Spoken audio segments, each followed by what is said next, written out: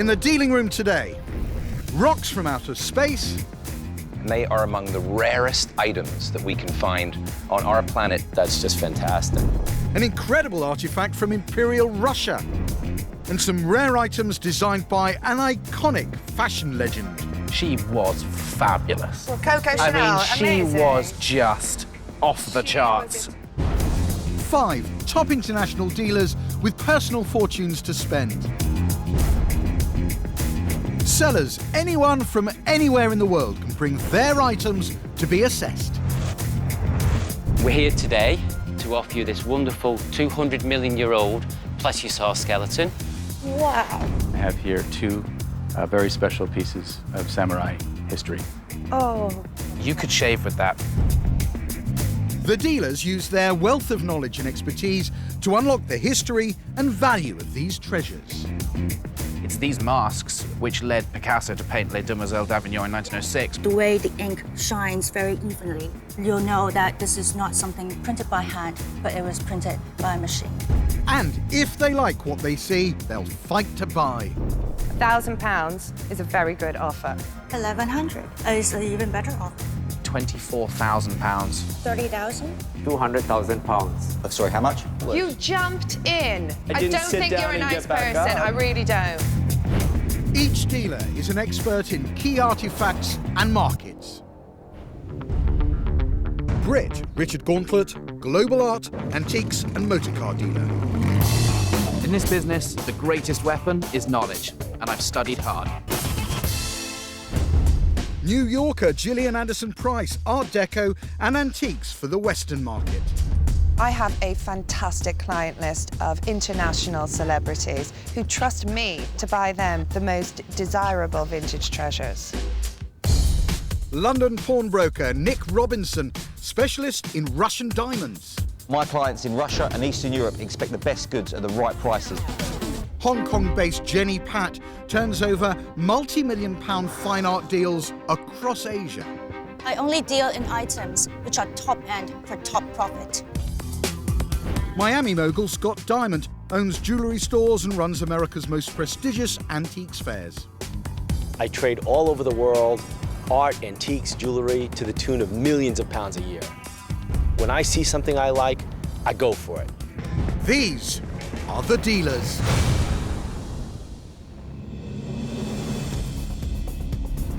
The dealers have no idea which sellers they're about to meet or what's coming in for sale. And with no chance to do any research, they have to bid carefully. First into the dealing room is Jeff from Arizona, USA, who's dedicated his life to the objects he's brought in to sell. I guarantee that the dealers have not seen what I've brought with me before. The items I have today are very, very old. They're extremely rare and valuable, and they've traveled an enormous distance to get here. I have unique and interesting pieces to present to you. When I was about 7 years old, my mother took me to the Geological Museum in London, and I found it amazing that a little boy could put his hand on a piece of outer space. And I've been hooked ever since. It's been my driving force for most of my life. Jeff has travelled to over 45 countries hunting for meteorites and is selling 3 from his collection. This first piece is a slice of our own moon. It's a lunar meteorite. This is one that I found in Kansas at an historic site where meteorites were first discovered in the 1800s. And the third is from Argentina. Very spectacular. Meteorites can be found all over the world. They're usually formed when 2 asteroids collide and fragments of rock and metal fall to Earth from space. I traveled the globe looking for them, and they are among the rarest items that we can find on our planet, and they didn't even originate on this planet. Hi, Jeff. I'm Jenny. Jenny, pleasure. How do you find a meteorite? There are really 3 methods that I employ in hunting. The first is tracking down a fireball that someone's seen. Next, I search at historic sites where meteorites have been found before. And then finally, I will sometimes just take off into the deep desert. Wow. Hi, I'm Richard.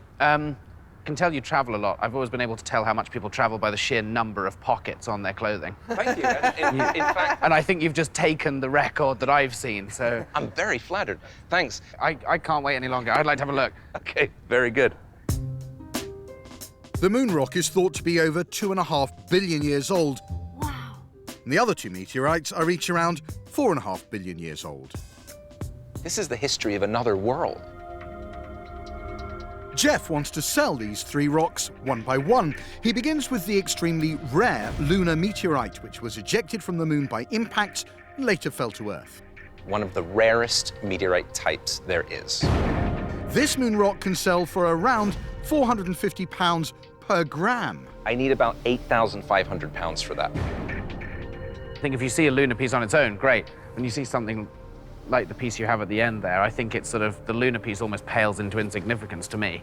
I already have a very tiny piece of moon rock, so I'm already very satisfied. To be honest with you, the moonstone, there's nothing attractive about it.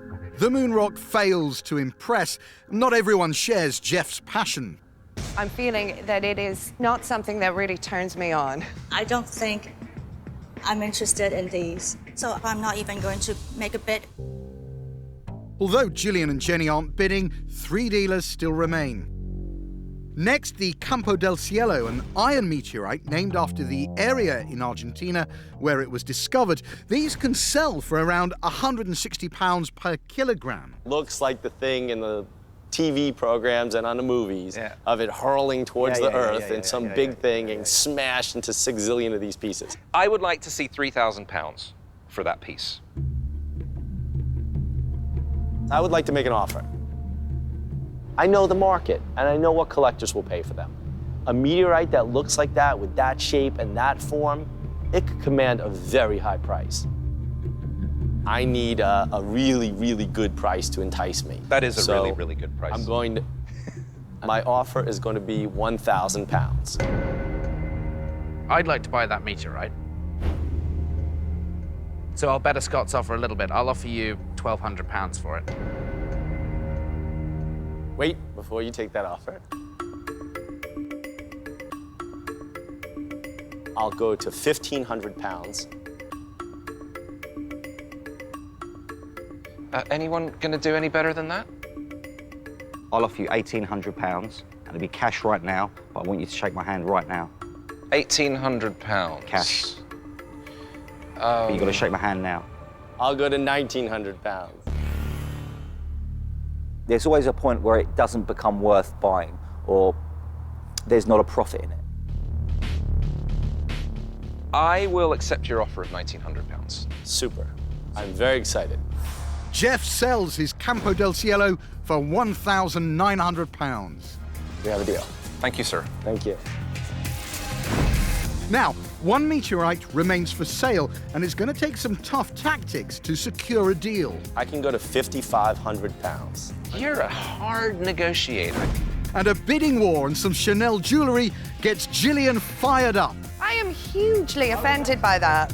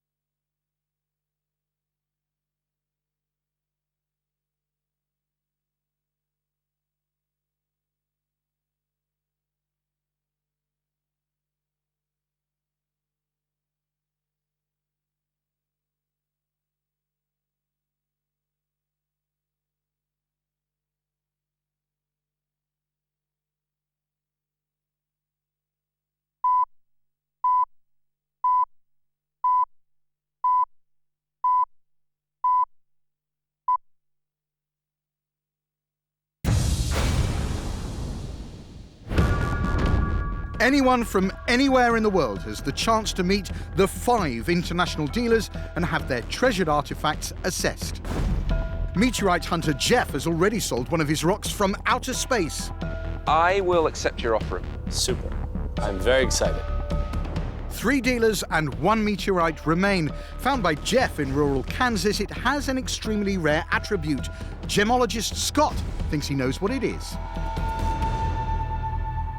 Does that one have gemstones in it?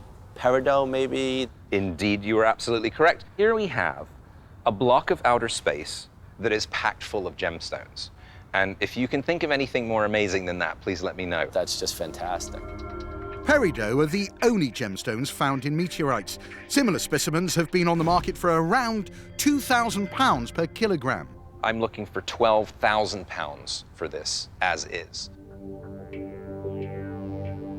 And this has a unique provenance. I found it. I'd like to make you an offer for that one. I really like that piece, and I like that you found it. I'll go £5,000. I saw £5,000 as getting everyone else out of the bidding quick, and I wanted that piece. My gut feeling says that Scott's given you good offers, so I'm going to sit down. Can I see a profit in it? I think probably the answer is no. Okay, thank you. Scott's tactics have worked. He's the only dealer left. I'm happy to give you some room on it. How does £8,000 sound to you? At £8,000, I'd have to decline. I'd like you to make me feel comfortable on this deal. And if you accept £5,000, you'll be making me feel comfortable on it. You're pretty far off my bottom line. Can you give me a number between 5 and 8 that would still make you feel comfortable? I'll pay £5,100 for it. Scott's offer is almost £7,000 less than Jeff's original asking price. You could take the £5,100, you could use that to fund the next expedition. The next expedition might have something like this 2 or 3 times the size. That's possible. If you can go to £6,000, we have a deal. I can go to £5,500. £5,500. You're a hard negotiator. I can go to £5,500.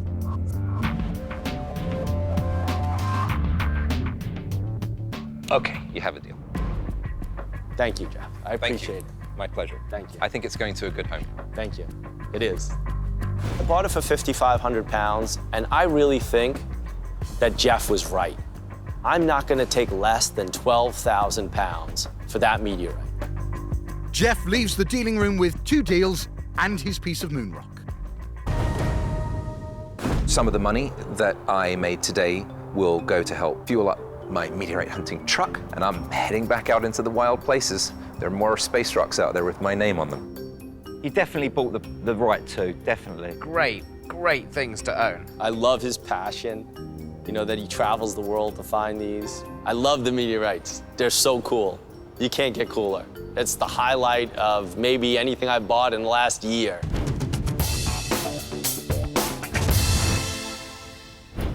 Bettina from Worcestershire, UK, believes her items will impress the dealers. These items today are very rare. To the serious collector, they would be very valuable. I'm feeling very confident I can handle these dealers.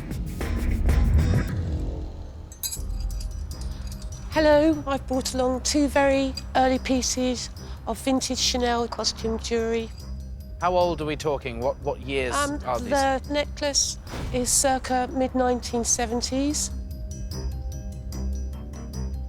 The brooch and the earrings are circa 1956. They're very special. May we have a look?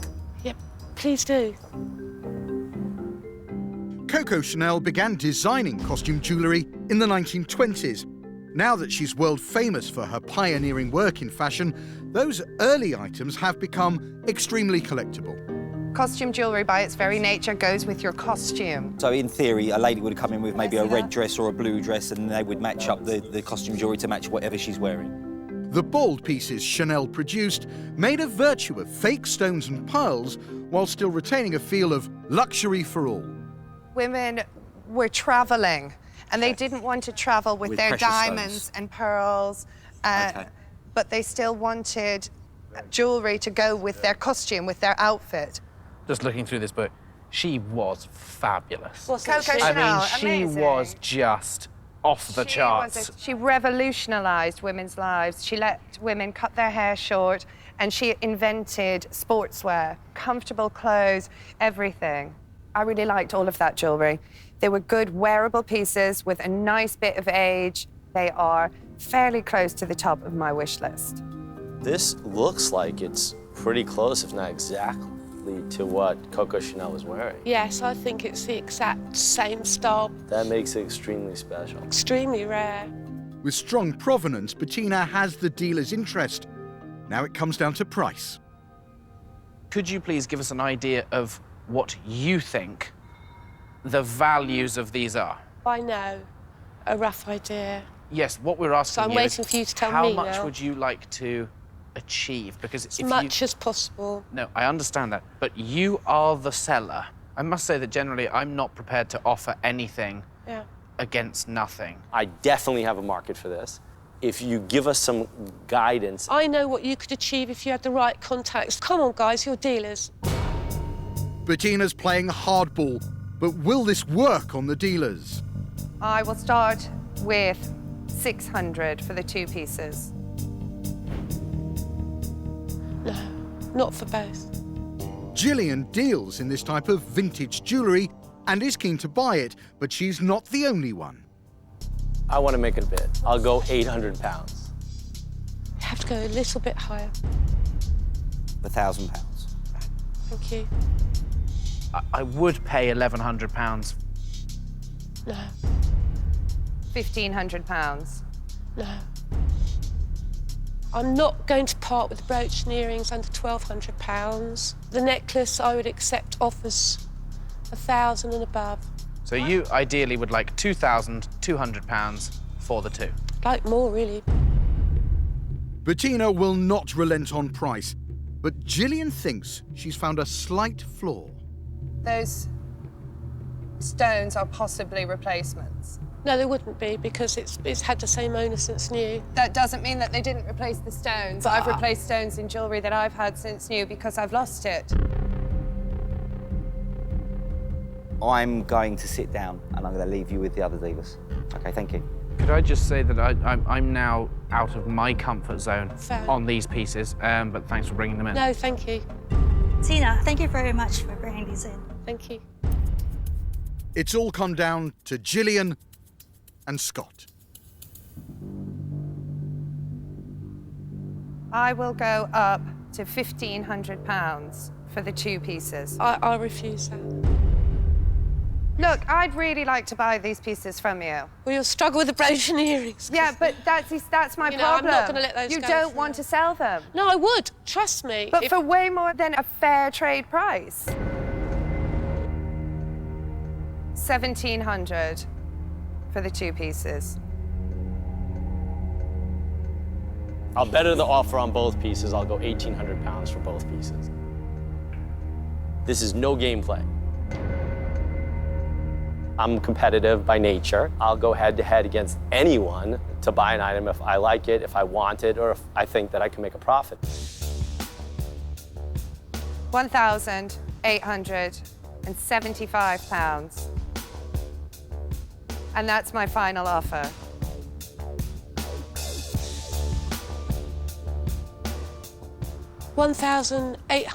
£1,875 and 50p. Yes. Clearly, you would rather sell to Scott. Yes. I'll buy it. I'll buy it. Thank you. It was a great deal for the seller. It's a great deal for me. She left room in it. I can make a profit on it. Bettina leaves the dealing room with £1,875 and that all-important 50p. I'm feeling fantastic. It was just a wonderful experience. It was really good fun. I'm very, very pleased. I've made over 100%. I'm not quite sure how you managed to get so far up her nose so quickly. Neither do I.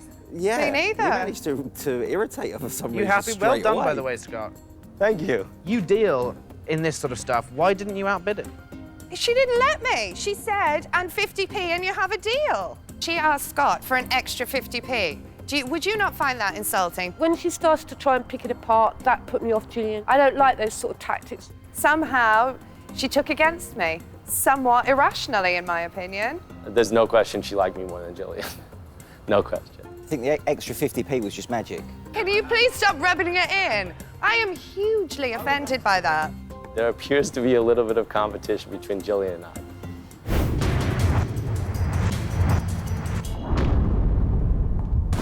The dealers have no idea what's coming into the dealing room, and the next item, brought in by Bernadette and Katrina, is one of the most bizarre things they've ever seen. A fully working iron lung ventilator. It's quite a scary looking contraption. I find this slightly macabre. My father, he was a demolition contractor. He acquired it through his work. It's a wonderful piece of medical history. It could save your life. Dating back to the 1950s, it was used to treat diseases such as polio. What happens is the person actually goes in here and is literally kept alive, really. I think it's quite comfortable. You all right, my darling? Yeah, I'm right. Oh, look. The mirror is wonderful. Yeah, I can do my makeup. The dealers may need ventilation when Katrina reveals the asking price. We are asking today 65,000. Pounds. Yes. They asked 65,000 pounds for an item that's probably 2,000 or 3,000 pounds if you wanted it. There's not many in the world left, so that is why it would be very valuable and in museums across the world. There's not very many. Right now? Yes, but not very many. Do you know of any of the museums actually purchasing these, and if so, how much? We don't actually know the price of what the museums are actually asking. £65,000 was a figure that it came to you in a dream. Have you thought about scrapping it?